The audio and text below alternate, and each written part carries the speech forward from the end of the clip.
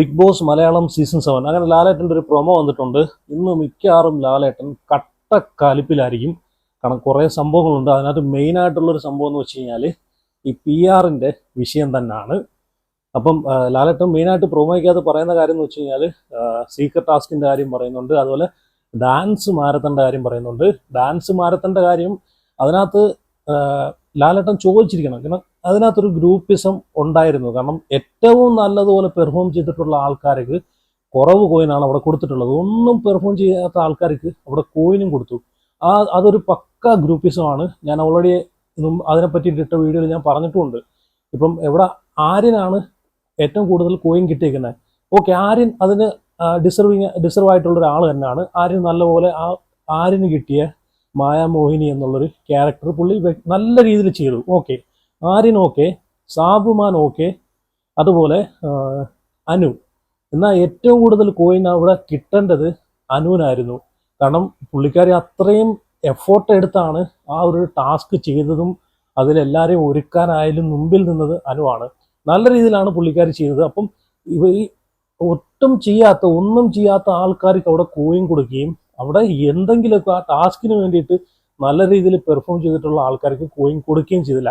അപ്പോൾ അതൊരു ഗ്രൂപ്പിസം തന്നെയാണ്. പ്രത്യേകിച്ച് ആദില, നൂറ, ഷാനവാസ് അങ്ങനെയുള്ള ടീമുകളൊക്കെ അവിടെ നല്ല രീതിയിൽ ഗ്രൂപ്പിസം കാണിച്ചു കേട്ടോ. ഇവരൊക്കെ കൊടുത്ത 2 കോയിൻ വീതമാണ് കൊടുത്തത്. അനീഷ് കൊടുത്തിട്ടുണ്ട് 3 കോയിൻ. അപ്പം നല്ലപോലെ കളിച്ച ആൾക്കാർക്ക് അവിടെ കോയിൻ വെറും കുറവ് കോയിനാണ് കൊടുത്തത്. അപ്പോൾ അതൊരു ഗ്രൂപ്പിസമായിട്ടാണ് എനിക്ക് തോന്നിയത്. അങ്ങോട്ടും ഇങ്ങോട്ടും നെവിനൊക്കെ ഒരു വ്യക്തിവൈരാഗ്യം വെച്ചിട്ടാണ് അവിടെ ആ ഒരു കോയിൻ അങ്ങോട്ടും ഇങ്ങോട്ടും കൊടുത്തിട്ടുള്ളത്. എന്തായാലും അത് ഉറപ്പായിട്ടും ചോദിച്ചിരിക്കണം. എന്തായാലും ഡാൻസ് മാരത്തൻ്റെ കാര്യമൊക്കെ പറയുന്നുണ്ട്. പിന്നെ സീക്രട്ട് ടാസ്കിൻ്റെ കാര്യം പറയുന്നുണ്ട്. മിക്കവാറും ഷാനവാസിന് ഇന്ന് ഏറിൽ കയറ്റും ലാലേട്ടൻ. കാരണം എന്തൊരു മണ്ടത്തരമാണ് ഷാനവാസ് കാണിച്ചു കൂട്ടിയേ. ഒരു അവിടെ കിടക്കുന്ന ചിക്കൻ പീസ് വരെ എടുത്ത് ആരെയും കാണിക്കേണ്ട അവസ്ഥ വന്നു. ആ വേസ്റ്റ് പിന്നിനകത്ത് കിടക്കുന്ന ചിക്കൻ പീസ് പോലും എടുത്ത് കാണിച്ചിട്ട് ഷാനവാസ് വിശ്വസിക്കുന്നില്ല. ചിക്കൻ പീസ്, ബർഗറിന്റെ പീസ് എല്ലാം എടുത്ത് കാണിച്ചിട്ട് പോലും ഈ മണ്ടൻ ഷാനവാസ് അത് വിശ്വസിക്കുന്നില്ല. എന്തോ ചെയ്യണം. ഷാനവാസ് പോകുന്തോറും സത്യം പറഞ്ഞ ഒരു കോമഡി പീസിലോട്ട് അങ്ങോട്ട് മാറിക്കൊണ്ടിരിക്കുകയാണ്. ആ ലെവലിലുള്ള പെർഫോമൻസ് ആണ് ഷാനവാസിന്റെ ഭാഗത്തു നിന്ന് വരുന്നത്. കോമഡി ആയി കഴിഞ്ഞു. ഷാനവാസ് ഒരു കോമഡി പീസായി മാറി കേട്ടോ. അപ്പം അനീഷിനെ പൊളിക്കാനായിട്ട് നടന്നിട്ട് സത്യം പറഞ്ഞാൽ പുള്ളി പൊളിഞ്ഞടുക്കി താഴെ പോകുന്ന ഒരു അവസ്ഥയാണ് ഇപ്പോൾ കണ്ടുകൊണ്ടിരിക്കുന്നത്. എനിക്ക് ഇഷ്ടപ്പെട്ടൊരു കണ്ടസ്റ്റൻസ് ആയിരുന്നു കേട്ടോ. സത്യം പറഞ്ഞാൽ വിഷമമുണ്ട് പുള്ളി ഇങ്ങനെ ഒരു നെഗറ്റീവിലോട്ട് പോകുന്ന കാണുമ്പോഴത്തേക്ക്. പിന്നെ PR-ൻ്റെ കാര്യം പറയുന്നുണ്ട്. PR-ൻ്റെ കാര്യം ലാലേട്ടൻ പ്രത്യേകിച്ച് പറയുന്നൊരു കാര്യം തന്നെയാണ്. അത് ഞാനും പറഞ്ഞിട്ടുള്ള കാര്യം, ഞാനും വീഡിയോയിൽ പറഞ്ഞിട്ടുണ്ട്. ഈ PR തലകുത്തി നിന്നാൽ പോലും PR വിചാരിച്ചു കഴിഞ്ഞാൽ ഒരു കണ്ടസ്റ്റൻസിനെ കപ്പടിക്കാൻ സാധിക്കത്തില്ല. PR എന്ന് ഉദ്ദേശിക്കുന്ന എന്താണ്? PR എന്ന് കേൾക്കുമ്പോഴേ ആൾക്കാർ വിചാരിക്കുന്ന ഒരു കാര്യം എന്ന് വെച്ച് കഴിഞ്ഞാൽ ലക്ഷക്കണക്കിന് രൂപ PR കൊടുത്തിട്ട് കയറുന്ന ഒരു PR എന്ന് കേൾക്കുമ്പോഴേ അങ്ങനെയാണ് ആൾക്കാർ ചിന്തിക്കുന്നത്. 10, 20 ലക്ഷം, 30 ലക്ഷം കൊടുത്തിട്ടാണ് PR വർക്ക് എടുക്കുന്നതെന്നാണ് ആൾക്കാർ പറയുന്നത്. ഇത് PR എന്ന് പറയുമ്പോഴത്തേക്കും നമ്മളെ വീഡിയോസും കാര്യങ്ങളും നമ്മളെ അക്കൗണ്ട് ഒന്ന് ബൂസ്റ്റ് ചെയ്യാൻ, ഡെയിലി സ്റ്റോറീസ് ഇടാൻ, അക്കൗണ്ടൊക്കെ ഒന്ന് ആക്റ്റീവാക്കി നിർത്താനും നമ്മളെ അവിടെ നടക്കുന്ന കാര്യങ്ങളൊന്ന് ബൂസ്റ്റ് ചെയ്ത് നിർത്താനും ഇതും കൊണ്ട് മാത്രമേ PR-നെ കൊണ്ട് സാധിക്കൂ. അല്ലാതെ PR-നെ കൊണ്ട് ഒരു ചുക്കും സാധിക്കത്തില്ല. അത് വ്യക്തമായിട്ട് ലാലേട്ടൻ പ്രൊമോയ്ക്കകത്ത് പറയുന്നുണ്ട്. PR-നെ കൊണ്ട് ഒരു ചുക്കും സാധിക്കാൻ പറ്റത്തില്ല. അവിടെ നിൽക്കുന്ന കണ്ടസ്റ്റൻസ് വല്ലതും അവിടെ കാണിച്ചു വച്ചാൽ മാത്രമേ ആ ജനങ്ങളെ സപ്പോർട്ട് കിട്ടത്തുള്ളൂ, മുമ്പോട്ട് കയറി വരാനും പറ്റത്തുള്ളൂ, കപ്പടിക്കാനും പറ്റത്തുള്ളൂ. അല്ലാതെ PR വിചാരിച്ചെന്ന് പറഞ്ഞു കഴിഞ്ഞിട്ട് ഒന്നും സംഭവിക്കാൻ പോകുന്നില്ല. എന്നാൽ പിന്നെ ആരും ഗെയിം കളിക്കണ്ടല്ലോ. അവിടെ പോകുന്ന ആൾക്കാരല്ല ഇവിടെ 30-40 ലക്ഷം രൂപ കൊടുത്തിട്ട് PR-നെ സെറ്റ് ചെയ്തിട്ട് PR-നെ കൊണ്ടങ്ങ് വോട്ട് കയറ്റി അങ്ങ് ജയിപ്പിച്ചാൽ മതിയല്ലോ. സത്യം പറഞ്ഞാൽ ഇതൊക്കെ ചിന്തിക്കാനുള്ള IQ ഒരു മനുഷ്യനും ഇല്ല. PR എന്ന് കേൾക്കുമ്പോഴേ കുറേ എണ്ണം അങ്ങോട്ട് ഇറങ്ങിക്കൊണ്ട് കമന്റ് ഇടാനെ കൊണ്ട് PR കൊടുത്ത് എന്ന് പറഞ്ഞിട്ടുണ്ട്. സത്യം പറഞ്ഞാൽ ഈ അനു തന്നെ പറയുന്നുണ്ട്, അനുവിനൊക്കെ 10-30 ലക്ഷം രൂപ കടമുണ്ടെന്ന്. അത്രയും കടമുള്ള ആള് 16 ലക്ഷം രൂപ കൊടുത്തിട്ട് PR പണിയൊക്കെ എടുത്തുകൊണ്ട് വരുവോടെ. ഇതൊക്കെ കോമൺ സെൻസ് വെച്ച് ചിന്തിച്ചാൽ മതി. അതങ്ങനെ ഒന്നിനും തലയിൽ IQ ഇല്ലല്ലോ. എന്തെങ്കിലും എവിടെന്നെങ്കിലും തുപ്പെന്ന് കേട്ടുകൊണ്ട് അങ്ങോട്ട് കുറേ എണ്ണം ഇറങ്ങിക്കുള്ളൂ. ഇപ്പം അനീഷിന് PR ആന്ന് പറഞ്ഞിട്ട് കുറേ എണ്ണം ഇറങ്ങിയിട്ടുണ്ട്. എന്തിനു പറയാം, സാബു വരെ തരികിട സാബു വരെ എയർപോർട്ടിൽ നിന്ന് ഇറങ്ങിയിട്ട് പുള്ളി പറയും അനീഷിന് PR ഉണ്ടെന്ന്. പുള്ളിയുടെയൊക്കെ IQ എത്രത്തോളം ഉണ്ടെന്ന് ഇതോടുകൂടി എനിക്ക് മനസ്സിലായി. PR-ന് കൊടുക്കാനുള്ള പൈസ ഇവരുടെ കയ്യിൽ ഉണ്ടായിരുന്നെങ്കിൽ ഇവർ ഈ ബിഗ് ബോസിൽ വന്ന് കിടക്കുവോ? ഈ ബിഗ് ബോസ് എന്തൊക്കെ പറഞ്ഞാലും ഈ ഷോയിൽ പോകുന്നത് നാട് നന്നാക്കാൻ വേണ്ടിയിട്ടല്ലല്ലോ.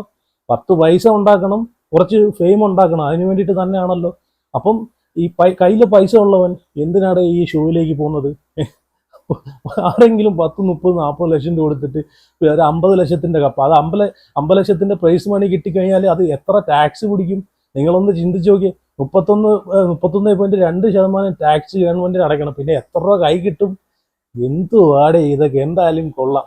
എന്തായാലും ഇന്നത്തെ എപ്പിസോഡിൽ ലാലേട്ടൻ പൊരിക്കും എന്നതിന് ഒരു ഡൗട്ടും ഇല്ല. പക്ഷെ പൊരിക്കുമ്പോഴത്തേക്ക് എല്ലാവരെയും തുല്യതയോടുകൂടി പൊരിക്കണം, അതേ എനിക്കും പറയാനുള്ളൂ. കാരണം അതിനകത്തൊരു ഫേവറിസം കാണിക്കാൻ പാടില്ല, എല്ലാത്തിനെയും പൊരിക്കണം കേട്ടോ. കാരണം PR ഒരാൾ മാത്രമല്ല, എല്ലാ ടീംസും അവിടെ PR കൊടുത്തിട്ടാണ് വന്നത്.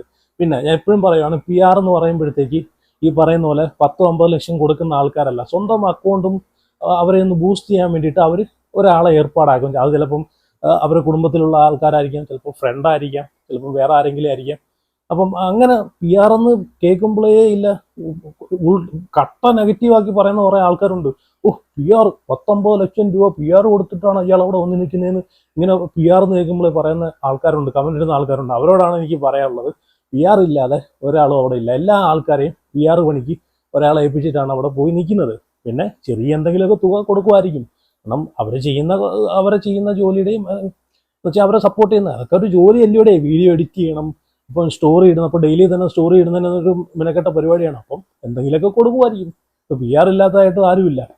എന്തായാലും കൊള്ളാം. പിന്നെ ആദില നൂറയും പറ്റിയിട്ട് നമ്മുടെ നെവിൻ അക്ബറിൻ്റെ അടുത്ത് ഒരു കാര്യം പറയുന്നുണ്ട് ഇന്നലെ രാത്രിയിൽ.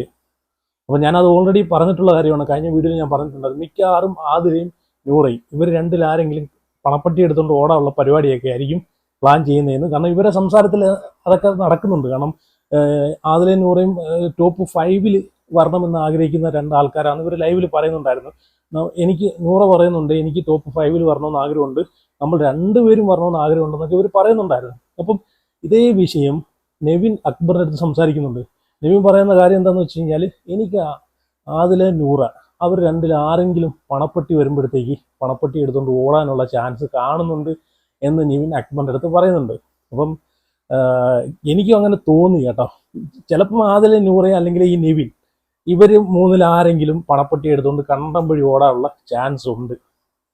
കാരണം ഇപ്പം നെവിൻ അക്ബറിൻ്റെ അടുത്ത് പറയുന്നത് എന്താണെന്ന് വെച്ച് കഴിഞ്ഞാൽ, ഇവർ 2 പേരും ടോപ്പ് 5 വന്നു കഴിഞ്ഞാൽ 2 പേർക്കും കൂടെ എന്തായാലും ടോപ്പ് 5 എത്തിപ്പെട്ട് കഴിഞ്ഞാൽ ആരെങ്കിലും ഒരാൾ പണപ്പെട്ടി എടുത്തുകൊണ്ട് പോകാനുള്ള ഒരു ഇത് കാണിക്കും.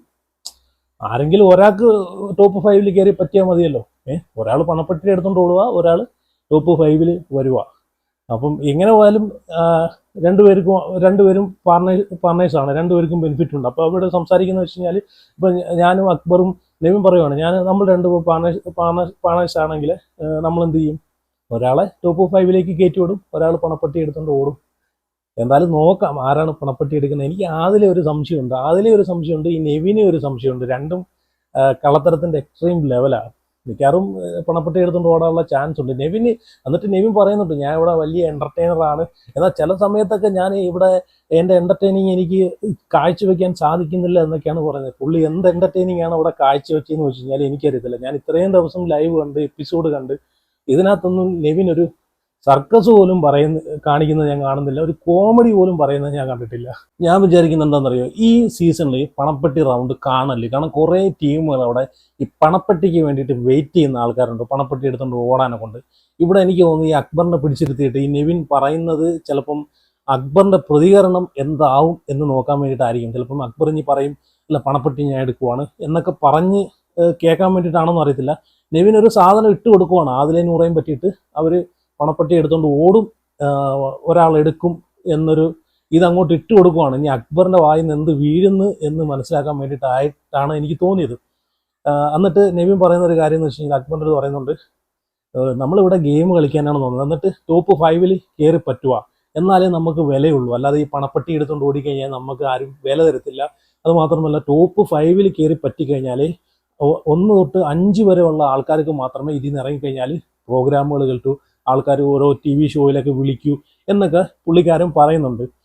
അങ്ങനെയൊന്നും എനിക്ക് തോന്നിയിട്ടില്ല. ഇതിനു മുമ്പുള്ള സീസണിലുള്ള ആൾക്കാർ, ടോപ്പ് 5 കയറി പറ്റിയിട്ടുള്ള ആൾക്കാർ മാഷിയിട്ട് നോക്കിയാൽ പോലും ഇപ്പം കാണാൻ പറ്റുന്നില്ല. അതുവരെ പ്രോഗ്രാം ചെയ്തുകൊണ്ടിരുന്ന ആൾക്കാരെ പോലും ഇപ്പോൾ കാണക്കില്ല അല്ലേ. എത്ര പേരിപ്പം മാഞ്ഞു പോയിട്ടുള്ള ടീംസുകളുണ്ട്. അപ്പം ഇവിടെ നെവിൻ ഇട്ട് കൊടുക്കുവാണ്. എനിക്ക് തോന്നുന്നു ഈ അളിയന് പണപ്പെട്ടി എടുത്തുകൊണ്ട് ഓടാനുള്ള എല്ലാ പരിപാടിയാണ്. ഓരോ ആൾക്കാരുടെ അടുത്ത് ചെന്നിരുന്നിട്ട് ഇതുപോലെ ചോദിക്കുവാണ് പണപ്പെട്ടിയെ പറ്റിയിട്ട്. പണപ്പെട്ടിയൊക്കെ പണപ്പെട്ടി ടാസ്ക് ഒക്കെ എത്താറുള്ള ടൈം ആയെന്ന് നെവിന് മനസ്സിലായി. ഈ സീസണിൽ പണപ്പെട്ടി കൊടുക്കല്, അതാണ് വേണ്ടത്. എന്നിട്ട് കണക്കൊക്കെ പറയുന്നത് ചിലപ്പോൾ ഈ വട്ടം 7ന്റെ പണി ആയതുകൊണ്ട് 7 ലക്ഷം ആയിരിക്കാം, ചിലപ്പോൾ 10 ലക്ഷം വരെ കാണും എന്നൊക്കെ അക്ബർ ചോദിക്കുന്നുണ്ട്, എത്ര ലക്ഷം വരെ കിട്ടുമായിരിക്കും. അപ്പൊ നവീൻ പറയുന്നുണ്ട് ചിലപ്പോൾ 7 ലക്ഷം കാണും, ചിലപ്പോൾ 5 ലക്ഷം കാണും, ചിലപ്പോൾ 10 ലക്ഷം കാണും. എനിക്ക് തോന്നുന്നു പുള്ളിക്കാരൻ പണപ്പെട്ടി എടുത്തുകൊണ്ട് ഓടാനുള്ള പരിപാടിയാണ് നോക്കുന്നത്. എന്തായാലും നോക്കാം. അപ്പൊ എന്തായാലും നിങ്ങളെയൊക്കെ അഭിപ്രായങ്ങൾ ഉറപ്പായിട്ടും കമന്റ് ചെയ്യുക. അപ്പം